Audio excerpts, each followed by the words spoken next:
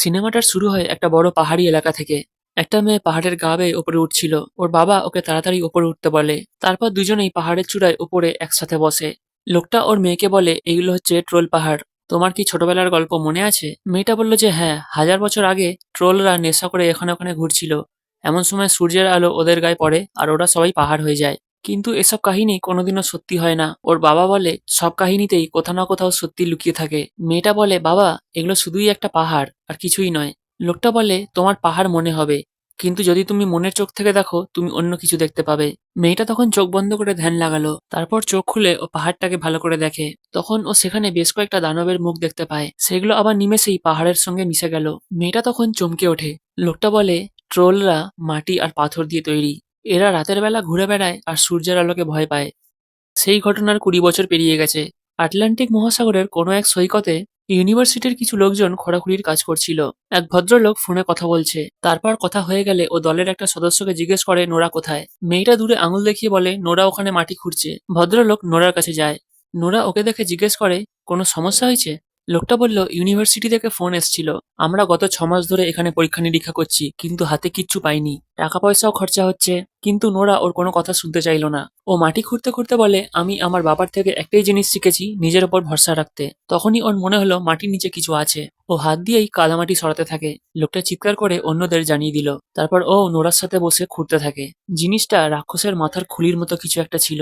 এর পরের সিনে আমরা দেখি এক জায়গায় রেল লাইন তৈরি করার জন্য সেই পাহাড়ের গায়ে খোঁড়াখুড়ির কাজ চলছে। যাতে পাহাড় খোঁড়ানো হয় সেই জন্য প্ল্যাকার্ড হাতে বহু মানুষ সেখানে প্রতিবাদ করছিল। কিন্তু সুড়ঙ্গ পথে জোর কদমে পাহাড় খোদাইয়ের কাজ চলছে। ভেতরের কাজ মিটে গেলে সকল শ্রমিকরা বাইরে চলে আসে। তখনও বাইরের সবাই চিৎকার নিয়ে আবার সুড়ঙ্গের ভেতরে যায়। ওরা কাজ শুরু করার জন্য নিচে নামে।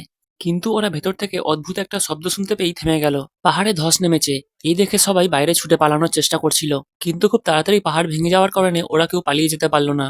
এর পরের সিনে আমরা চলে যাই নরওয়ে আর্মির মূল কন্ট্রোল সেন্টারে। ওখানে একজন কর্মচারী কম্পিউটার স্ক্রিনে দেখে বলে, ডোগরাতে ভূমিকম্পের কিছু লক্ষণ দেখা গেছে। আরেকজন অফিসার মাইক্রোফোনে জানিয়ে দেয়, ডোগরাতে কিছু মিলিটারি প্লেনস পাঠিয়ে দিতে, সেখানে কিছু দেখা গেছে। সেই কথা মতো তৈরি হয়ে দুটো ফাইটার জেট ডোগরার দিকে এগোতে থাকে। কন্ট্রোল রুমে সেনাপ্রধান আছে। সেখানকার স্ক্রিনে সুড়ঙ্গের মুখে একটা বড় ছেদ দেখতে পেয়ে উনি রাজনেতাদের জানাতে বললেন। তার পরের সিনে আমরা দেখি প্রধানমন্ত্রী ভবনের বাইরে একটা লোক দাঁড়িয়ে আছে। সামনে থেকে প্রধানমন্ত্রীকে আসতে দেখে গাড়িতে প্রতিরক্ষা মন্ত্রী ওনাকে স্ক্রিনে ফটোগুলো দেখায়। এছাড়াও ওই অঞ্চলের আশেপাশে বেশ কিছু গর্তের মতো বড় বড় চিহ্ন দেখা যায়। প্রধানমন্ত্রী ওনাকে জিজ্ঞেস করলেন মিডিয়াতে খবর পৌঁছেছে কিনা। ওপারে থাকা লোকটা বলল, মিডিয়াকে আমি সামলে নেব। প্রধানমন্ত্রীর অ্যাডভাইজার ভিডিওটা দেখে বলে, এইগুলো দেখে মনে হচ্ছে যেন পায়ের ছাপ। কিন্তু প্রধানমন্ত্রী ওর কথায় হেসে ফেললেন। উনি বললেন, এই বিষয়ে যারা জানে, যেমন আর্কিওলজিস্ট, বায়োলজিস্ট, তাদেরকে ডাকো। অ্যাডভাইজার বলল, ঠিক আছে। পরের সিনে আমরা দেখি নোরার দলবল সেলিব্রেট করছে। নোরা ওদের সফলতার উদ্দেশ্যে স্পিচ দিচ্ছিল। তখনই ওদের পেছন থেকে একটা হেলিকপ্টার এসে খানিকটা দূরে ল্যান্ড করে। একটা সেনা এসে ওকে জিজ্ঞেস করে, আপনি কি নোরা টিডমন? ও মাথা নাড়ল। তখন সেনাটা বলে, এক্ষুনি আপনাকে আমাদের সাথে অসলো যেতে হবে। এটা দেশের সুরক্ষার বিষয়। কন্ট্রোল রুমে নোরা চলে আসে। সেখানে মিস্টার অ্যান্ড্রিয়াস ওকে স্বাগত জানায়। নোরা বলে, আমাকে তো ফোন করেও ডাকা যেত, এত জরুরি ভিত্তিতে নিয়ে আসার কি দরকার ছিল? অ্যান্ড্রিয়াস বলে, এটা আসলে টপ সিক্রেট, তুমি একটু ওয়েট করো, সবকিছু বুঝতে পেরে যাবে। কথা বলতে বলতে ওরা দুজনে মিটিং রুমে ঢোকে।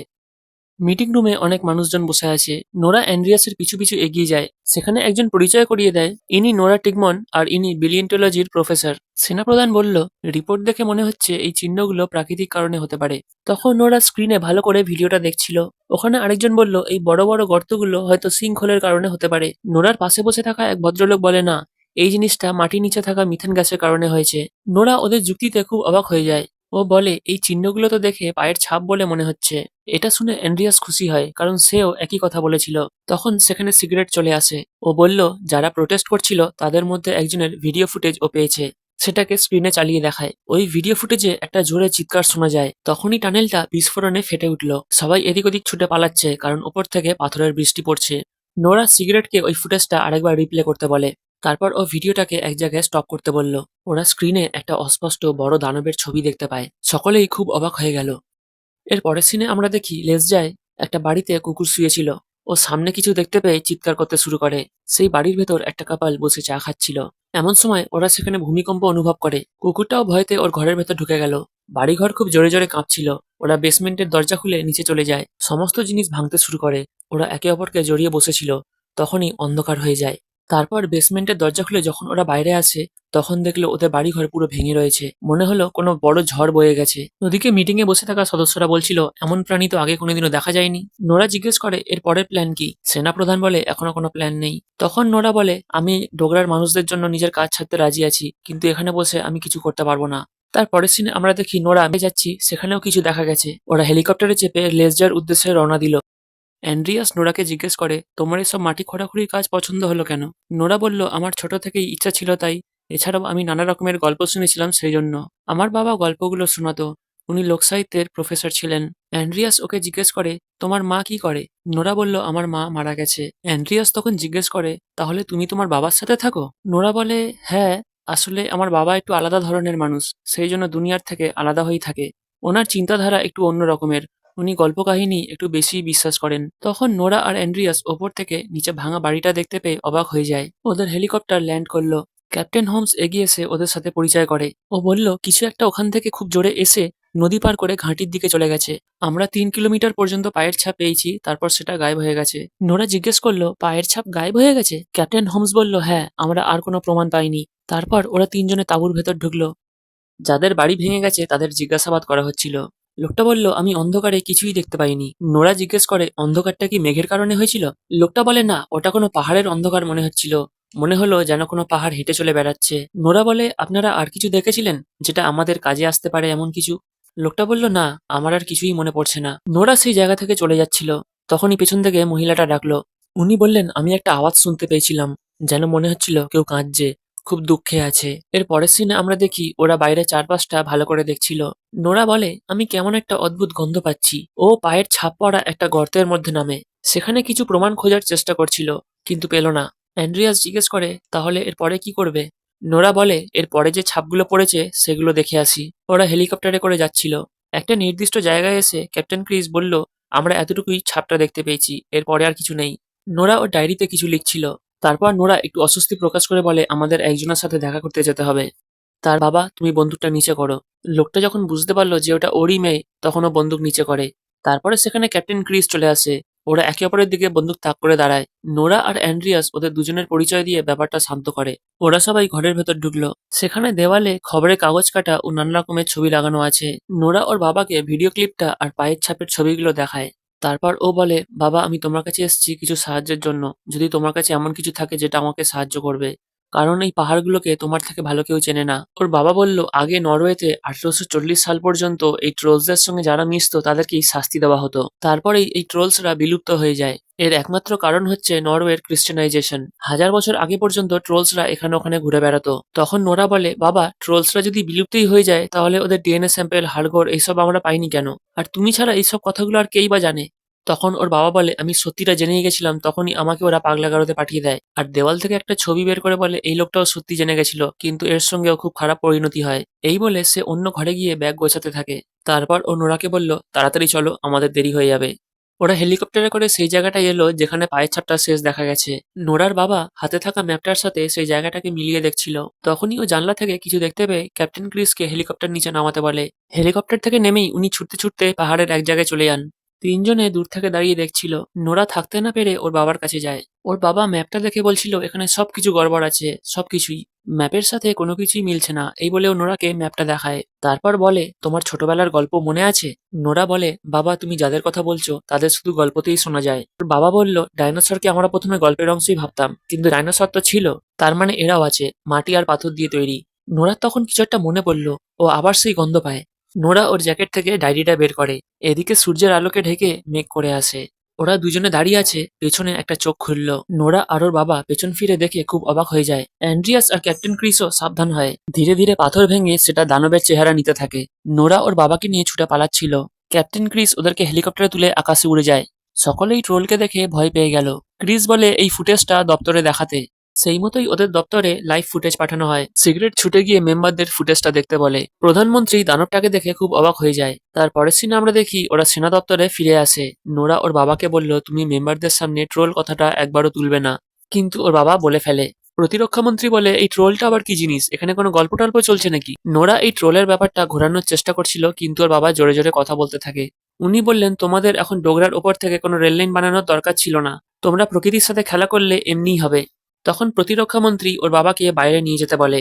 নোরা প্রধানমন্ত্রী থেকে কিছুটা সময় চাইছিল এই ঘটনাটা বোঝার জন্য, কিন্তু উনি বললেন এরপর থেকে সমস্ত ঘটনা সেনার থেমে বলল, ঠিক আছে তোমরা যেতে পারো, কিন্তু আমি যা অর্ডার দেবো সেগুলো কোনো কিছু জিজ্ঞেস না করে ফলো করতে হবে।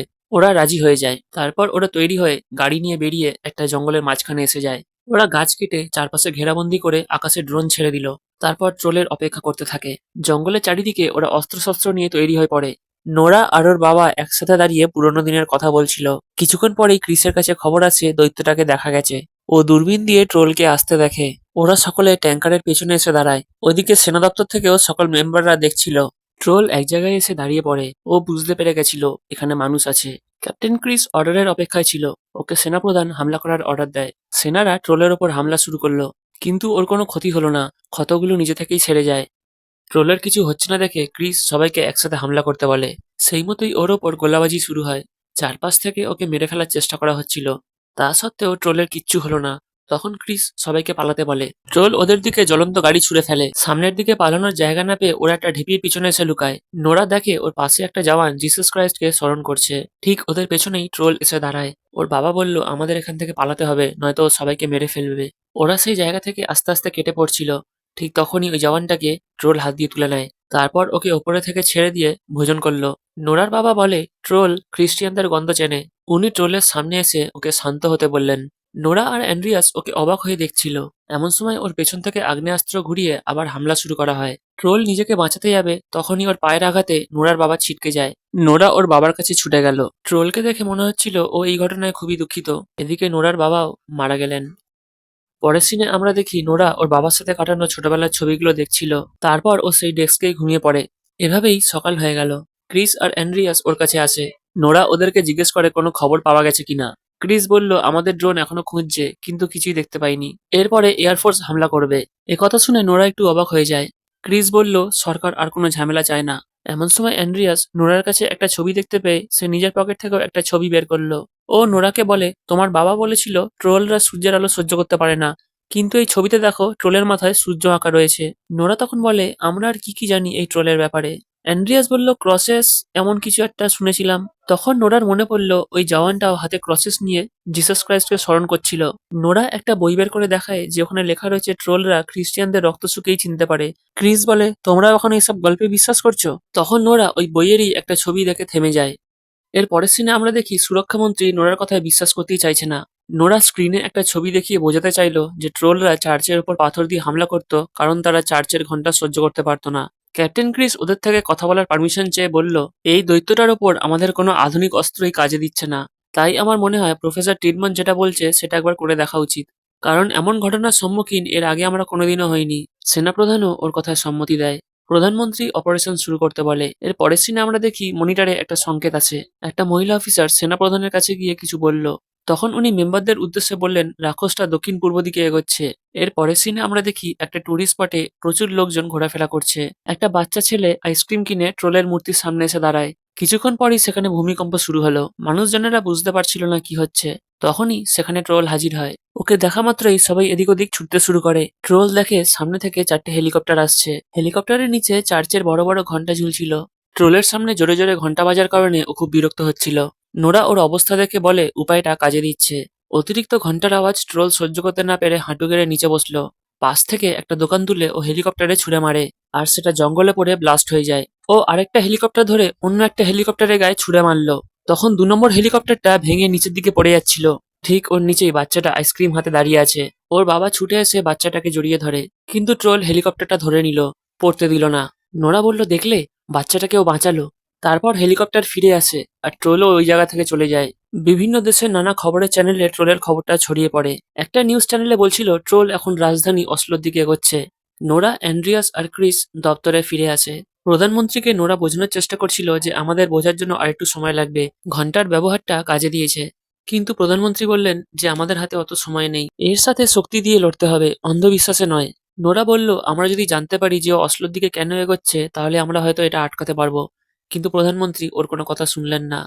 তারপর নোরা সেই ঘর থেকে বেরিয়ে আসে। ওদিকে মিটিং রুমে জেনারেল প্রধানমন্ত্রীকে বলছিল যে ওই দৈত্যটা আসার রাস্তায় আমরা ব্যারিকেড বসিয়ে দেবো। তখন প্রধানমন্ত্রী বললেন ও যদি ব্যারিকেড ভেঙে দেয়?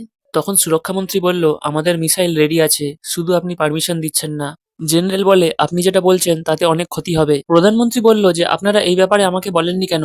অ্যান্ড্রিয়াস তখন বলে যে আপনি এর কথা শুনবেন না। সুরক্ষামন্ত্রী বলল অ্যান্ড্রিয়াসের এই ঘরে থাকার কোনো অধিকার নেই। প্রধানমন্ত্রীও ওকে বাইরে অপেক্ষা করতে বলে। অ্যান্ড্রিয়াস সেখানে। প্রধানমন্ত্রী লাইভে এলেন। উনি নরওয়ে, বিশেষ করে অসলোর বাসিন্দাদের উদ্দেশ্যে বললেন, আপনারা সোশ্যাল মিডিয়াতে বা সমাজ মাধ্যমে এই যে দানবটার ব্যাপারে জানতে পেরেছেন, এটা কম্পিউটারে করা কোনো স্পেশাল এফেক্ট নয়, এটা সত্যি।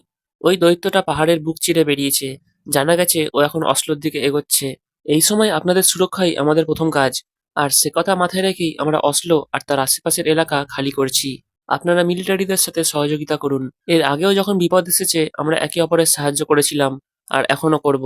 আমি এই মুহূর্ত থেকে অসলোতে জরুরি অবস্থা ঘোষণা করলাম। আশা করি খুব শীঘ্রই সবকিছু ঠিক হয়ে যাবে। নোরা অ্যান্ড্রিয়াসের গাড়িতে বসে ওর ডায়েরি খুলে দেখছিল। অ্যান্ড্রিয়াস দেখে একটা পাতায় লেখা সিন্ডিং। নোরা বলে, সিন্ডিং এর মানে তো গেটকিপার। অ্যান্ড্রিয়াস বলে, এই সিন্ডিং এর নাম শুনে তো আমার একজনের নাম মনে পড়ে গেল, রিকার্ড সিন্ডিং। নোরা বলে, সেটা আবার কে? অ্যান্ড্রিয়াস বলল, রয়্যাল প্যালেসের চিফ অফিসার। নোরা তখন মনে পড়ে যায় ওর বাবাও মারা যাওয়ার আগে রয়্যাল প্যালেসের নামটা বলে গেছিল। ও কিছু একটা ভেবে অ্যান্ড্রিয়াসকে বলল, গাড়ি ঘোরাও, আমাদের রয়্যাল প্যালেস যেতে হবে। অ্যান্ড্রিয়াস গাড়ি ঘুরিয়ে রয়্যাল প্যালেসের সামনে চলে আসে। সেখানে থাকা সিকিউরিটি গার্ডরা ওদের দিকে বন্দুক তাক করে দাঁড়ায়। অ্যান্ড্রিয়াস নিজের পরিচয় দেয়। তাও ওরা বলল, তোমরা যেখান থেকে এসছো সেখানে ফিরে যাও। তখন ভেতর থেকে একটা লোক এগিয়ে এসে সিকিউরিটিদের বলে, তোমরা থামো। অ্যান্ড্রিয়াস ওই বৃদ্ধ লোকটাকে নিজের পরিচয় দেয়। ওই ভদ্রলোক বললেন, আমি জানতাম আমার সাথে কেউ দেখা করতে আসবে, আর সেটা হবে টিডমন। অ্যান্ড্রিয়াস খুব অবাক হয়ে নোরার দিকে তাকায়। এদিকে নোরাও হতবাক হয়ে গেল। ওরা মহলের ভেতর প্রবেশ করে। ভদ্রলোক নোরাকে বলছিল যে তোমার বাবা খুব ভালো মানুষ ছিল, কিন্তু একটু জেদি। এখন আমি তোমাদের এমন একটা জিনিস দেখাতে চলেছি যেটা হাতে গোনা কয়েকজনই দেখেছে। অন্ধকারে ফেলে দেয়। তখন নোরা বলে, তার মানে আমার বাবা ঠিক বলেছিল, এই ট্রোল কেবল তার নিজের বাড়ি ফিরতে চায়। তখন নোরার হাতে থাকা ইউভিলাইট টর্চ দিয়ে ও মৃত ট্রোলের গায়ে মারে। ও দেখলো পাথরের স্তরটা আস্তে আস্তে পুড়ে যাচ্ছে। অ্যান্ড্রিয়াসকে ডেকে নোরা সেটা দেখায়। ও বলল, এ সূর্যের আলোকে ভয় পায় আর রাতের বেলা ঘুরে বেড়ায়।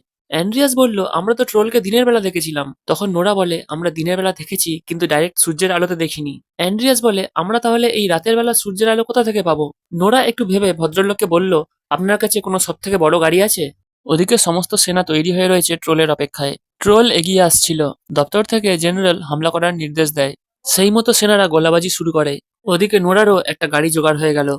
ও তখন ক্রিসকে ফোন করে বলে, ভালো করে শোনো, আমার কাছে একটা প্ল্যান আছে। ওদিকে সেনারা ট্রোলের সাথে পেরে উঠছিল না। সুরক্ষা মন্ত্রী ও জেনারেল নিউক্লিয়ার হামলার জন্য প্রস্তুতি শুরু করে। ফাইটার প্লেন হামলা করার জন্য উড়ে গেল। অ্যান্ড্রিয়াস সিগারেটকে জিজ্ঞেস করলো, ওখানের কি খবর? সিগারেট বলে, ওরা অসলোকে বোম দিয়ে উড়িয়ে ফেলবে। নোরা শুনে বলল, আমাদের আরেকটু সময় চাই। অ্যান্ড্রিয়াস ওকে জিজ্ঞেস করে, তুমি কি সিস্টেম হ্যাক করতে পারবে? সিগারেট বলল, হ্যাঁ, করে দেবো। তখন অ্যান্ড্রিয়াস ওকে সিস্টেম হ্যাক করে দিতে বলে। এদিকে ট্রোল শহরের দিকে এগিয়ে আসছে। ক্রিস মিলিটারি ভ্যানে চেপে নির্দিষ্ট জায়গায় এসে ওর সেটআপ রেডি করে। দূর থেকে সাইরেন বেজে উঠল। নোরা ওই গাড়ির ওপর বড় কিছু একটা ঢাকা দিয়ে বলল, চলো যাওয়া যাক। ওদিকে সিগারেট সিস্টেম হ্যাক করার চেষ্টা করছিল। ক্যাপ্টেন ক্রিসকে সাহায্য করার জন্য লোকজন চলে আসে। নোরা ওর গাড়ি নিয়ে শহরের রাস্তার মাঝখানে এসে দাঁড়ায়। ও অ্যান্ড্রিয়াসকে বলে, এরপর সবকিছু তোমার বন্ধু সিগারেটের ওপর নির্ভর করছে। অ্যান্ড্রিয়াস বলল, সিগারেট কোনোদিনও হাঁটতে শেখেনি। জেনারেল হামলা করার অর্ডার দেয়। পাইলট কাউন্টডাউন শুরু করে। কিন্তু শেষ মুহূর্তে সিগারেট সিস্টেম হ্যাক করে দেয় আর পাইলট হামলা করতে পারে না। ওদিকে হামলা হচ্ছে না বলে মন্ত্রীমশাই উত্তেজিত হয়ে পড়ে। ট্রোল সবকিছু ভাঙচুর করতে করতে রয়্যাল প্যালেসের সামনে এসে দাঁড়ায়। তারপর ওদের দিকে এগোতে থাকে। নোরা গাড়ি স্টার্ট দিয়ে ট্রোলের দিকে এগিয়ে চলল। তারপর পায়ের তলা থেকে গিয়ে ট্রোলে নোরা গাড়ি চালাতে চালাতে ক্রিসকে ফোন করে বলে, আমরা 10 মিনিটে ওখানে পৌঁছাচ্ছি। ক্রিস ওর সমস্ত সেনাদের জড়ো করে তৈরি হতে বলল। গাড়ি এদিক ওদিক করতে করতে মাথার খুলিটা রাস্তায় পড়ে যায়। নোরা গাড়ি ঘুরিয়ে দাঁড় করালো। ততক্ষণে ট্রোল সামনে এসে খুলিটা হাতে করে তুলে দেখে। ও একটা বিল্ডিং এর কাছে নিজের চেহারা দিয়ে চিৎকার করে ওঠে। নোরা ওকে দেখে বলল, এ কত একা, পৃথিবীতে আর কেউ নেই। ট্রোলের চিৎকার শুনে ক্রিসরা সতর্ক হয়ে যায়। এদিকে ট্রোল রাগের চোখে নোরাকে দেখছিল। নোরা বিপদ বুঝে সেখান থেকে গাড়ি ঘুরিয়ে পালাতে শুরু করে। এদিকে দপ্তরের কেউ বুঝতে পারছিল না সিস্টেমটাকে হ্যাক করছে। তখন মন্ত্রীমশাই সিগারেটের কাছে গিয়ে দাঁড়ায়। সিগারেট নিজেকে বাঁচানোর জন্য অনেক কিছু বলল, কিন্তু মন্ত্রীমশাই ধরে ফেলে। ফাইটার প্লেনের সিস্টেম অ্যাক্টিভেট হয়ে যায়। ট্রোল ওই ফাঁকা ময়দানের কাছাকাছি চলে এসেছিল। নোরা বলে, আমাদের গাড়ি থেকে লাফিয়ে বেরোতে হবে। অ্যান্ড্রিয়াস গাড়ি থেকে ঝাঁপ দিয়ে নিচে পড়ল।